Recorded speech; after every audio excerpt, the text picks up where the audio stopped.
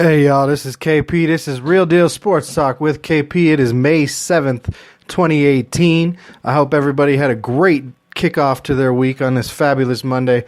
Great weather here in Denver, Colorado. I'm glad to be here. We got a lot to talk about today, so I'm just going to jump into it. Just so everybody out there, my listeners know, there is a local sports radio station here in Denver, 104.3 The Fan. They are currently holding a contest to have somebody be a guest host of sorts. I'm going to be throwing my name into that ring and see what happens. So if you guys end up hearing me on the radio in the next few months or something, please listen in, tune in, go, hey, that's KP. I've been listening to him for a long time now. We're still under construction on the new studio at the new place. We hope to have that up and running and everything dialed in soon. But I'm glad I still have a way to get with you guys and talk with you guys. We're going to be talking about Jason Witten today. We're going to catch up on where the NBA is at, where the NHL is at, what's going on in Major League Baseball. If we have time, we'll get to this Herschel Walker and Colin Kaepernick debate. And even if we have enough time at the end, we'll talk about the backlash results for the WWE from yesterday. But we're going to start off with this Jason Witten idea, or this Jason Witten question that has been floating around now since he announced his retirement. One, is he a Hall of Famer? And two, is he then a first ballot Hall of Famer? And I have to say emphatically, yes, Jason Witten is not only a Hall of Famer, but he should be a first ballot Hall of Famer. He's one of the most, I would have to say, underrated players of the last 15 years. And that's hard to say about a guy who's been to the Pro Bowl 11 out of those years, who has been considered one of the best tight ends in the game each and every one of those years, who plays for the Dallas Cowboys, the biggest brand in professional sports, pretty much worldwide. But with that being said, what I mean by he's underrated is he's never really talked about in that superstar era. He's not talked about as this dual threat of a blocker and a pass catcher. You hear about how crisp his routes are, how professional he is, the red zone threat, and things like that, the leader that he is. But you don't see the hype behind his type of player and his type of production that you see out of other guys. Maybe it's the tight end position. Maybe it's the lack of pizzazz that comes with the personality of the type of player who's good at playing tight end, because you have to give so much. It's not that me type position. You do some of that dirty work in the trenches as a tight end. But Jason Witten, he has over 1,100 career receptions. That's fourth in the history of the league, not fourth in the history of tight ends. In the history of the league, he is fourth on that list. He's second on the tight end list, only to Tony Gonzalez. And Tony Gonzalez played more years and is probably the best tight end that has ever played.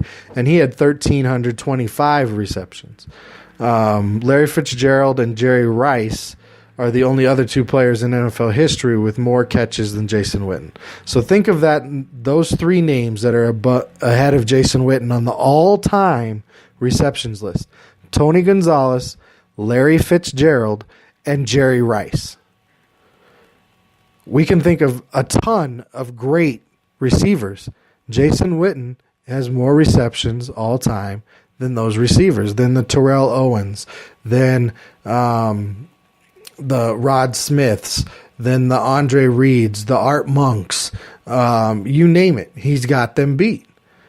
He has over 12,400 receiving yards. That's 21st in NFL history. Again, second among tight ends, again, to Tony Gonzalez. Because Tony Gonzalez, face it, he was just a beast. He has 15,000 receiving yards in his career. Jason Witten has 68 career touchdowns.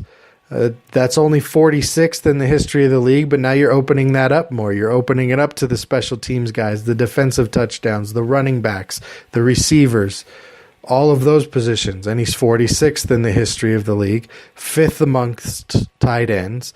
Surprisingly, Jimmy Graham, Rob Gronkowski, Tony Gonzalez, and Antonio Gates are ahead of him there. Surprisingly, it was Jimmy Graham and Rob Gronkowski. Now, we know they both played with prolific quarterbacks, Drew Brees and I almost said Drew Bledsoe, Tom Brady, who used them exclusively in the red zone for many years. That's all they pretty much did, those guys. Now you start seeing them get more yardage as the years go by. But Jimmy Graham and Rob Gronkowski, I was a little surprised that they had more than 68 career touchdowns already. Tony Gonzalez, Antonio Gates, that was their game in the late 90s, early 2000s. They just kept that rolling. Witten has played in 239 games, missing only one game in his career, and that was in his rookie season, and he's tied for 66th in NFL history, and he trails only Tony Gonzalez, who played in 270 games at the tight end position. Witten was selected to 11 Pro Bowls. Gonzalez led all NFL players with 14. He's tied with Peyton Manning, Bruce Matthews, and Merlin Olsen in that category. And Witten is tied for 15th in NFL history in terms of Pro Bowl selections. So now in terms of Cowboys team records, okay, we're just laying it out. Everything I've said so far says yes, he should be in the Hall of Fame, and yes, he should be a first ballot guy. He's second in everything in tight end history. He's top 50, top 5, top 10 in every other receiving and scoring category amongst all players. And in Cowboys team history, he's first in receptions, first in receiving yards, third in touchdowns, first in games played, and he's tied with Bob Lilly for Pro Bowl selections. So if you're the top player in all of those categories for any specific NFL organization, yes, you're a first ballot Hall of Famer. There's no way around that. You produced on every level. You were essential to running game. You were essential to the passing game. You picked up first downs. You were a tough, hard-working player. There's the iconic scene of his helmet getting knocked off, and he continues to run and goes for the first down. I would have loved to have a tight end like Jason Witten on the Lions for the past decade. Most teams would have. These quarterbacks have thrown to Jason Witten in his career. Quincy Carter, Vinny Testaverde, Drew Bledsoe, Tony Romo, Brad Johnson, John Kitna, Stephen McGee, Kyle Orton, Brandon Weeden, Matt Castle, and Dak Prescott have all thrown passes for touchdowns to Jason Witten in his career. And in my book, there's not many tight ends above him. He's played with a lot of quarterbacks in his time at Dallas. Normally you don't play with that many quarterbacks when you play for a franchise that has the status of the Dallas Cowboys. Generally, those teams have guys that last 5, 8, 10, maybe more than 10 years. But he's played with 1, 2, 3, 4, 5, 6, 7, 8, 9, 10, 11 quarterbacks minimum have thrown him a touchdown pass in his career. And really, I think Drew Henson should probably be on that list. Maybe he didn't throw him a touchdown pass, but I'm sure he threw him a pass. And he's a first ballot guy. He's a class act. He always was team first. You didn't hear him talk out of turn. He never threw anybody under the bus. He was the consummate pro's pro, if you will. And there's not very many guys in the history of the league that I really would put above him or take before him. You have a game changer like Shannon Sharpe, who changed the direction of the tight end position in the NFL. You have the dual threat basketball player turned tight end that started that in Tony Gonzalez, and he was a beast. I mean, he blocked for great running backs. He caught a lot of passes. He got a lot of yards. He was fast. He was good with his hands. He had good feet and route running. I mean, there's not very many of these basketball tight ends that end up doing what Tony Gonzalez did. Not the same way. Antonio Gates, another basketball tight end, but he was a pass catcher. He was a liability in the run game for the most part. They didn't run to his side, and if they did, they had Lorenzo Neal coming around the side so Dalian Tomlinson could get free that way. So guys that I would have ahead of Witten, yes, Shannon Sharpe for sure. He was a game changer. He was something else at the tight end position. He blocked for what I call an undersized tight end. Tony Gonzalez, you can't argue. I would have Kellen Winslow and Ozzie Newsome also up there. Gronk, he could get there, but he needs to start playing more games. He needs to be less injured. Antonio Gate, like I said, he's great, but he's not the blocker. He's not in the same category. He was a tight end basketball position. Let me rebound, go up, jump over the guy, box him out type tight end. Gil Brandt of NFL.com, he has a list out. The top 14 tight ends, and on that list, Jason Witten is 14th. So if he's 14th all time, not only is he a Hall of Famer, he should be a first ballot guy. 14 out of the history of the NFL. Now, I don't necessarily agree with Gil Brandt's list. He has Greg Olsen ahead of him. Greg Olsen's good. I really like Greg Olsen, but I would not put him ahead of Jason Witten at this point. He has Russ Francis, who I'm not super familiar with, but he played in the 70s and the 80s. Jackie Smith was a good tight end. I've heard a lot about him. I've seen some of his highlights. He has Jackie Smith at 11. He's got Shannon Sharp at 10. Charlie Sanders at 9. Charlie Sanders was a game changer at the tight end position. Brought a lot of athleticism to that position for the Lions in the late 60s through the 70s. Part of the all-decade team. He's got Antonio Gates ahead of him, and I don't know that I would do that again because I point to the blocking. He has a great receiving numbers. He's got great touchdown numbers.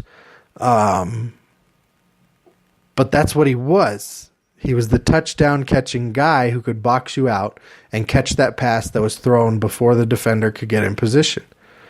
Then he's also got Ozzie Newsome at 7, Mike Ditka at 6, Gronkowski all the way at 5, Dave Casper of the Oakland Raiders, Houston Oilers, and Vikings through the 70s and 80s at 4, John Mackey, great Baltimore Colts tight end at 3, Kellen Winslow at 2, and Tony Gonzalez rounds out his list as the best tight end of all time. But check that out. It's a good list. You can decide whether or not you agree with it or not. In my book, Jason Witten is one of the best players of the last 15 years. And he's definitely a Hall of Famer, and I would vote him in first ballot. First time he's up in 5 years, I would vote him in if I had a vote. Moving on to another now former football player, Herschel Walker. And I first saw this on TMZ, and Herschel Walker and his comments and reaction and ideas about this Colin Kaepernick situation, past, present, and current. And we all know Herschel Walker, he's buddies with 45. They were on the Apprentice together. They hang out. And Herschel Walker thinks 45 is a good guy, wants to work with him, do good things. For me, 45 is going to have to start doing good things, saying good things, representing more than his people and the dirty, rotten people that I'm going to call them, the deplorables that want to preach his name. Because you're not the president for a certain group of people. You're the president for all of us. So all your little lackeys and your celebrities that are on your side, great. You have those people. You have the dimwits of this country who can't see through the BS that they're being fed on the TV, that have bought into the rhetoric and have been brainwashed. They've pledged allegiance, and that's the most important thing to them is that ideal and not the idea of right and wrong. But moving on, because we're not political today, we're talking sports today. Herschel Walker. Quote, I read where they asked him if he would still kneel if they hired him, and he said he wasn't sure or he may. And that tells you right there that he doesn't want to work. I'm sorry, all due respect, Mr. Herschel Walker, but that does not say he doesn't want to work. It says that this man has high character, he has high principles, and he's not willing to sacrifice those things just to make money. Money is not the most important thing. At the end of the day, you do not get to take it with you when you die. But who you are, that legacy that you leave behind, that is important. And I don't care if you want to just go, call him a thug because he's black. Or you want to continue to point out that he wore pig cop socks. People have done way worse things in this world. In modern times, in recent history, in the last week. that we are not getting down on them for and trying to tear them apart and keep them from having a career because it might hurt our pocketbooks. But that is what's happening to Colin Kaepernick, a man who has donated $1 million of his own money to various charities and programs that needed money, that needed assistance, that helped the community. Those people are not going out and bettering themselves and educating themselves and trying to do good for others. Okay, so it's not that he doesn't want to work. This man has high character and he is not going to give up on his principles just for a paycheck. Herschel goes on to say, my point is, I think what he is doing was great. I think what he stood for was great. Black Lives Matter. Right now, I think he's got to remember that you have teams saying, if you do what we ask you to do, you may have a job. But he don't want to do it. I own a chicken company. If the guy that I hire don't want to do what I ask him to do, why do I hire him? And that's the problem right there, you know? That's not the problem. That's simplifying it to just, does he want to have a job? You're making him sound like he's lazy by simplifying what he's doing. You're attacking his character and who he is. That's how I see it. That's real talk. Like, back this man up. The problem has not gone away. If anything, it's more intensified now because the public is doing their job and turning in these horrible police officers that are doing horrible things each and every day in this country. And it's not okay because they have a costume with a metal badge and get to carry a gun and hide behind the blue line. It needs to be fixed. It needs to be right. And we should not be tearing this man down because he kneeled during a song for a legitimate reason that affects all of us if we take half the time to really think about it. This is a matter of right and wrong. And it can't be an issue of it's happening to them, so I don't care. And we can't degrade it and put it down like it's some kind of small thing. It's not. This show, my show, me, we stand behind Colin Kaepernick. We stand behind the movement, and we support it 100%. We will not degrade it. We will not make it less, and we will not seem like Colin Kaepernick is not a good person. Has he made mistakes along the way that hurt his cause? Sure, the pig socks didn't hurt his cause. Or didn't help his cause, excuse me. But that doesn't change the point. That doesn't change the problem. And if you're choosing to look past that and focus in on one man's actions, then you're part of the problem, and I feel sorry for you. New $100 million man, Matt Ryan. We're moving on to positivity here. Matt Ryan signs his 5-year, $150 million, $100 million guaranteed contract. I've heard all kinds of people talk about it this week, and I'm sure you have too. But here's what it comes down to for me. He's got $100 million guaranteed. I don't care what it averages out to, and that's the highest average salary at $30 million. I don't care that Kirk Cousins got $84 or $86 million guaranteed over 3 years and has less years to play. Here's the details. 5 years, $150 million. He gets $46.5 million of that as a signing bonus. Average salary of $30 million. Again, that number means nothing. We know in NFL deals, the only thing that matters is the guaranteed. Guaranteed at signing of the contract is $94.5 million. Total guaranteed, if he lives out the contract through all that, is $100 million. So he's getting $100 million if he gets through. Free agent, he'll become a free agent after the 2024 season. The breakdown of that, this season, his base salary is only $6 million because he's getting that $46.5 million signing bonus. 2019, base salary of $11.5, 2020, $20.5, 2021, $23, and 2022, $16, and 2023, $20.5. Now, he has a potential out after the 2022 season. That would leave $2 million, I think, roughly in dead cap space in the 2023 season. And it would turn it into a 5-year, $141.25 contract. So 94.5 guaranteed the day he signed it, plus his base signing bonus, base salary of 2019, 2018, 2019 option bonus, and a 2020 salary. $5.5 million of the 2021 salary is fully guaranteed on the third league day of 2019.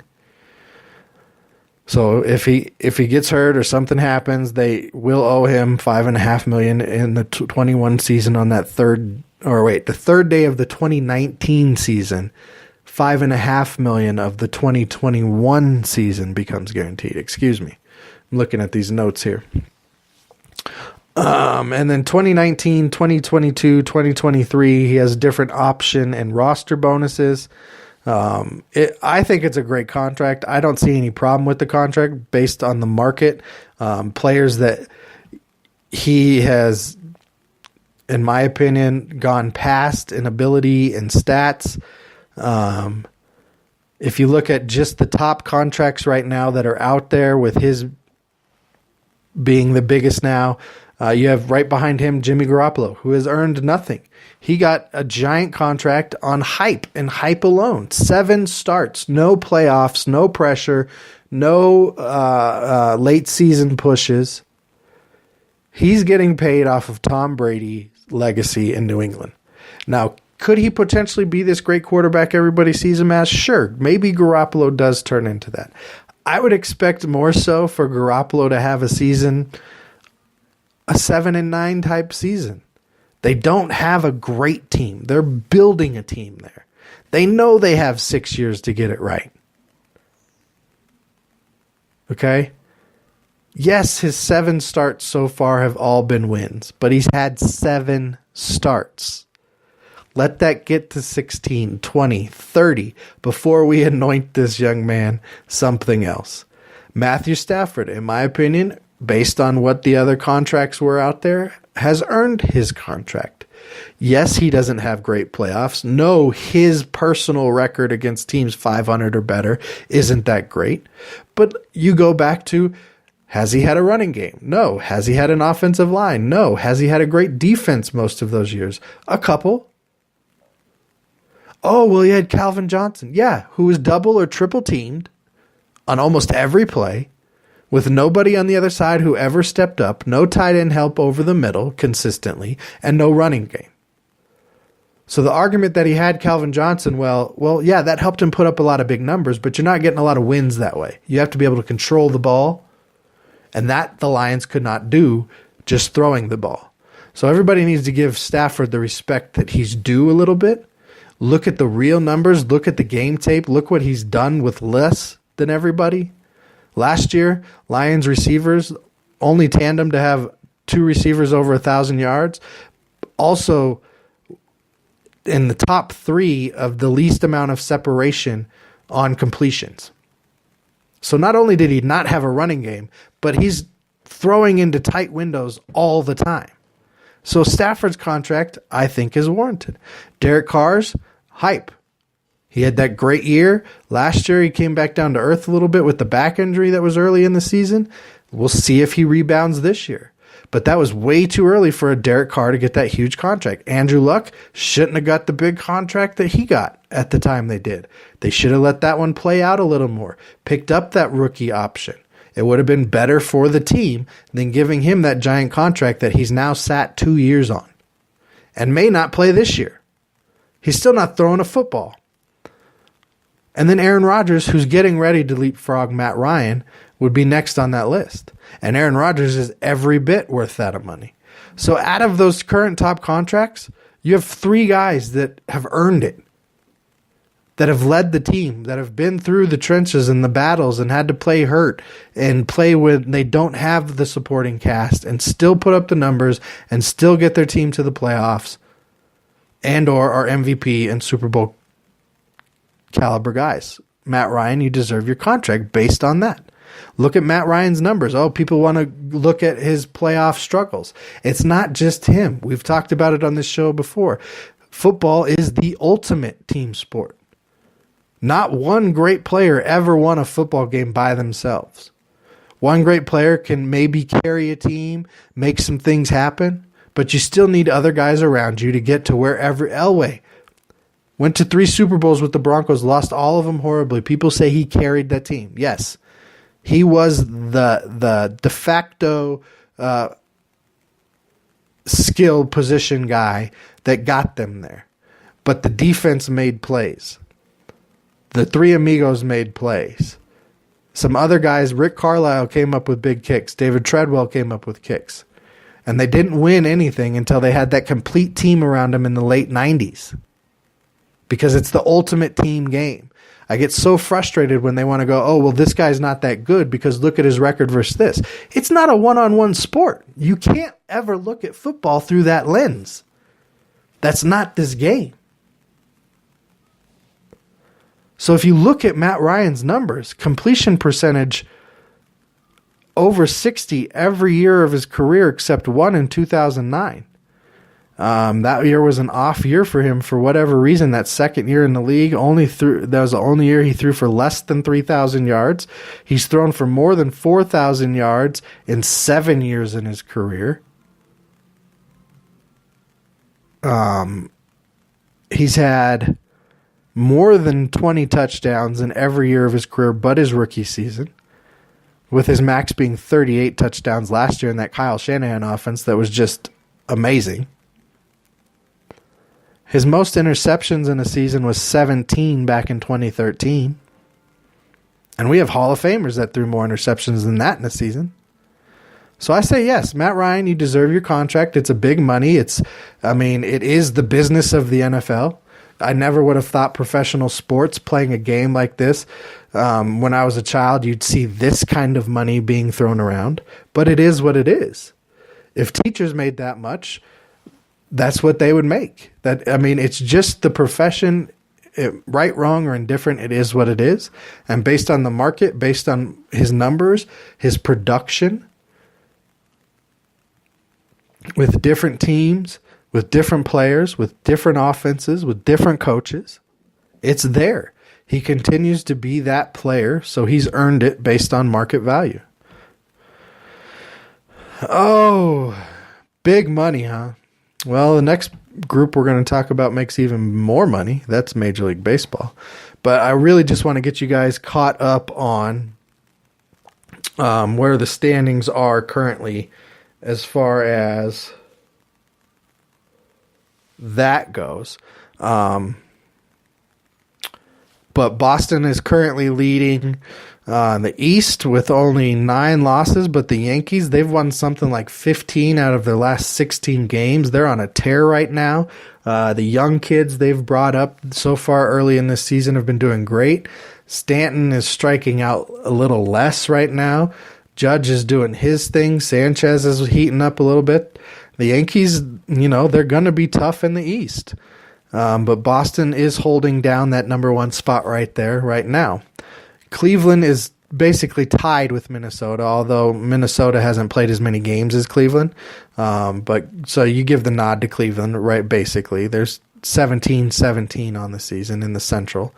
And in the AL West, you got the Angels, who I said was a team to watch, mostly because of Ohtani, but also because of some Pujols and Trout and some of these other guys they have. They have gotten in front of the Astros right now. They're 1 game up on the Astros in the AL West at 21-13.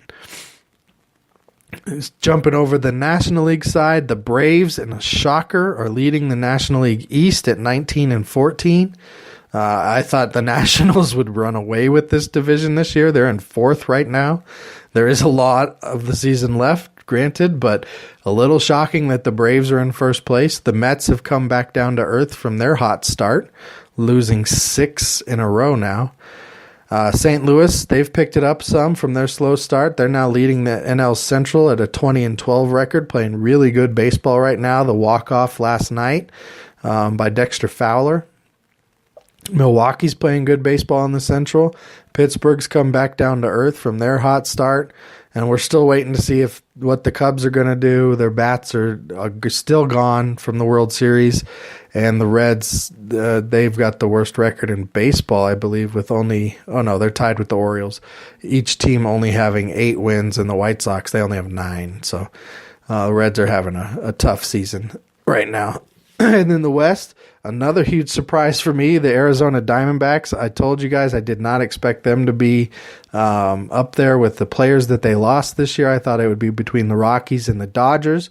The Rockies are only 3.5 games back, and they're playing great on the road. Maybe if they can get hot at home, they can really compete for this division and not just a wild card spot. And the Dodgers, they're having all kinds of trouble. Turner's not playing right now. Seager's out for the season. Kershaw's down for the next 10 days. But that's where the baseball season is at right now. As far as stats leaders, if you want to run through who's first in some statistical categories, batting average for the AL, you got Mookie Betts at 355. For the National League, you got Nick Markakis at 344. Home runs, you have Mookie Betts at 13, leading all of baseball. He's been hot the last week or so. Bryce Harper at 12. RBIs, Jed Lowry of Oakland, 31 in the AL, and A.J. Pollock of Arizona, 29 in the NL. Wins leaders, you got Corey Kluber of Cleveland, just staying consistent. He's having a great stretch over the last few years. And Max Scherzer also at 6 wins. On the NL side, he's had a great run over the last several years as well. ERA average, Justin Verlander's at 1.17 on the AL side, and Jarlin Garcia is at 1.09 on the NL side. Saves, you got Edwin Diaz of Seattle with 13 and Wade Davis of Colorado with 13 also. That catches us up on baseball. Now let's get caught up on the NBA playoffs, because Cleveland is taking on Toronto in Game 4 right now. It is deep in the second quarter, and Cleveland is leading that one. If Cleveland wins tonight, they will sweep Toronto and move on to face the winner of the 76ers and Boston Celtics series. If they don't, it goes back to Toronto on Monday for Game 5. Celtics are up 3-0 on the 76ers right now. The 76ers, it's showing right now they do not have the playoff experience. They do not have the coaching that the Celtics have. They're not tough enough yet, almost. Ben Simmons has disappeared. Embiid has basically been Embiid. But the rest of that supporting cast, the way they are playing coming into it, I thought this would be an easy season or series for the 76ers with the players Boston has out. And Boston, they are just a fighting team right now. On the West side, you got Houston. They are up 3-1 over Utah. Not a big surprise there. I think the biggest surprise was Utah getting that Game 2 in Houston. This series moves back to Houston on Tuesday night for Game 5. And then Golden State is up 3-1 on the Pelicans. The Pelicans came back that first game in New Orleans with a little bit of pride and put it on Golden State a little bit. Golden State said, okay, we got something else for you in Game 4, and blew New Orleans off the court. This goes back to Golden State in Game 5, where I expect them to go ahead and close out the series. All likelihood, we're looking at Golden State versus Houston for the Western Conference Championship, and Boston versus Cleveland for the Eastern Conference Championship in the NBA playoffs. Now let's get caught up on the NHL playoffs. NHL side, we have the Lightning have knocked the Bruins out. Bruins had a good season. And the Capitals and Penguins series is at 3-2. Winner of that series will go on to face Toronto. Then we have Nashville and Winnipeg. That series is in Winnipeg's favor right now, 3-2. Game 6 is on Monday night. Game for the Penguins, Game 6 is also on Monday night. So look forward to those two games tonight, actually. They should be playing Pittsburgh and Washington, it's end of the third, and they are tied, so that's going to go into overtime. And Winnipeg and Nashville will be kicking off here shortly. Then you have the Las Vegas Golden Knights expansion team. They are into the conference championship game, and they are looking to take on, I believe, the winners of the Nashville and Winnipeg series. So the winner of that series will go on to face the Golden Knights of Vegas. Much respect to that team. The way they put it together through the draft lottery and the way they've played all year as an expansion team, you would not expect something like that. You would almost think they would play like rookies, but they haven't. So good for them. I picked the LA Kings to knock them out, and that didn't happen. So as of this point, I think the best story would be if Toronto would face the Knights in the Stanley Cup. You got the expansion team. You got the history from the Toronto Maple Leafs. It would be something I would tune in to watch. We got a little bit of time left on the show, so we'll get to Backlash and give you those results before we get out of here today. The Miz lost his entourage. They turned their back on him. The writers apparently have those two going in a different direction than staying with The Miz. Good for them. That means their career might be getting a jump start. Sasha Banks and Bayley, they're still having their falling out. And then Bayley goes to the ring in one of the opening matches, loses to Ruby Riott, whose character right now I think is kind of a joke. The match didn't get a good grade by CBS Sports. They got a C- grade. Then there was the Intercontinental Championship match where the other scorned person, The Miz, came out trying to win his title back from Seth Rollins. Seth Rollins pins him to retain the title. CBS Sports graded that match an A. I think the best grade they gave of all the matches. The Raw Women's Championship, Nia Jax defeats Alexa Bliss. Alexa Bliss apparently comes away with a shoulder injury from that one. Still playing the bully routine here with Bliss and Nia Jax. I'm glad that they're not letting the bully win. That's kind of an important message that the kids who watch this need to get. But that match also only earned a grade of a C from CBS Sports.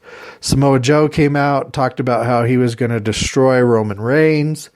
Then Jeff Hardy took on Randy Orton and retained his U.S. championship. You would have expected with these two vets the match to be a little better, but CBS graded that a C+. Elias, whose character I can't stand, they need to go a different direction with him. Tried to do a concert, and it was interrupted, which it should have been. Daniel Bryan takes on the biggest joke on the males roster in Big Cass. I don't know what they're going to do with this guy. Yes, he's big. His mic skills, I guess, have gotten better, but he's not very athletic. He doesn't have the extra, power or scariness for a 7-footer.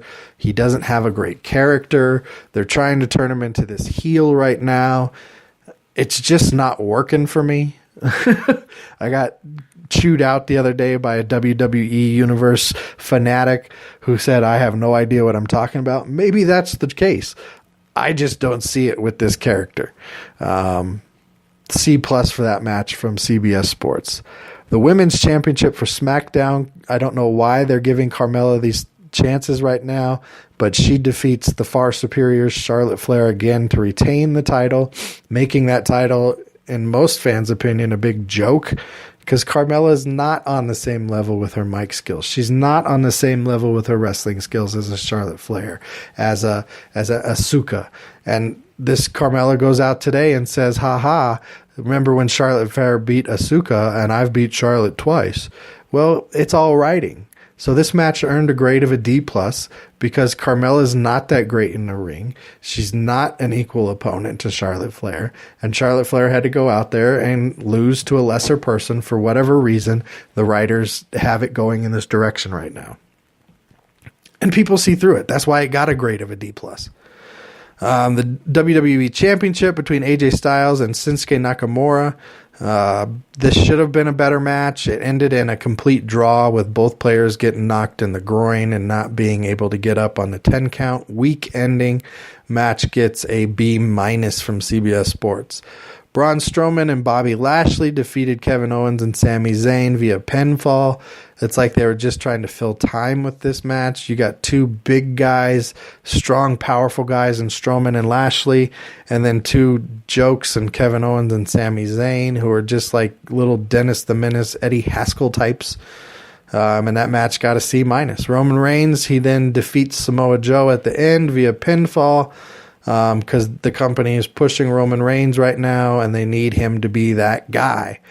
That is Backlash results. That was the NHL playoffs catch-up, the NBA playoff catch-up, the standings in Major League Baseball, why I agree with Matt Ryan's deal, why I disagree with Herschel Walker, and why Jason Witten is a first ballot Hall of Famer. That's the show, May 7th, 2018. Until next time, you know how we do, everybody. Just keep it real.